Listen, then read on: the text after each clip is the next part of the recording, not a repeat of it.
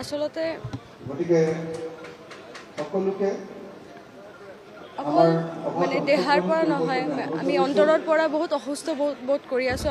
মই অকল নহয়, আমাৰ গোটেই অসমীয়া ৰাইজে আজিৰ পৰা একমাহ আগতে হঠাৎ মানে পটককৈ এনেকুৱা এটা বাতৰি দুপৰীয়া টিভি চেনেলত চাইছে। সেইটো কেতিয়াও কোনোবাই পাহৰিব নোৱাৰে। মানে 2025 আমাৰ কাৰণে ইমান বেয়া, আৰু আমি চাগে কিবা এটা পাপ কৰিছোঁ কাৰণে আজি আমাক এই দিনটো দেখিবলৈ আজি আমাৰ এনেকুৱা দিন আহিছে। আমাৰ মাজত আমাৰ এটাই কথা, আমাৰ শিল্পী জগতত কেতিয়াও ৰাজনীতি নাথাকে। শিল্পীবিলাকৰ মাজত কেতিয়া ৰাজনীতি বুলি একো ৰং নাই, ৰাজনীতি বুলি কোনো কথা নাই। আৰু লগতে জুবিন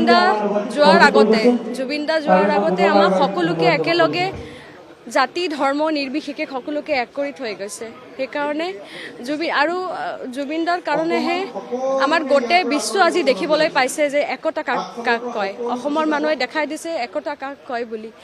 চ' এটাই কথা, আমি জাষ্টিছৰ কাৰণে আমি গোটেই ছ'চিয়েল মিডিয়াত তোলপাৰ কৰি আছোঁ, আগলৈও কৰি থাকিম যেতিয়ালৈকে আমি বিচাৰ নাপাওঁ।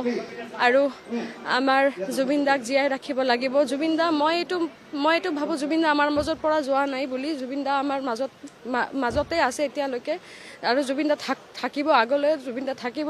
আৰু গানৰ মাজত আমাৰ জুবিন দাক জীয়াই ৰাখিব লাগিব। অকল শিল্পীবোৰে নহয়, আমাৰ গোটেই অসমীয়া ৰাইজ জুবিন দাৰ অনুৰাগী। যোনে গান বুজি নাপায় সেই মানুহেও জুবিন দাৰ অনুৰাগী হয়। গতিকে আমাক এক হৈ থাকিব লাগিব ন্যায়ৰ বাবে। জুবিন দাৰ ন্যায়ৰ লগত একো কম্প্ৰমাইজ নহ'ব।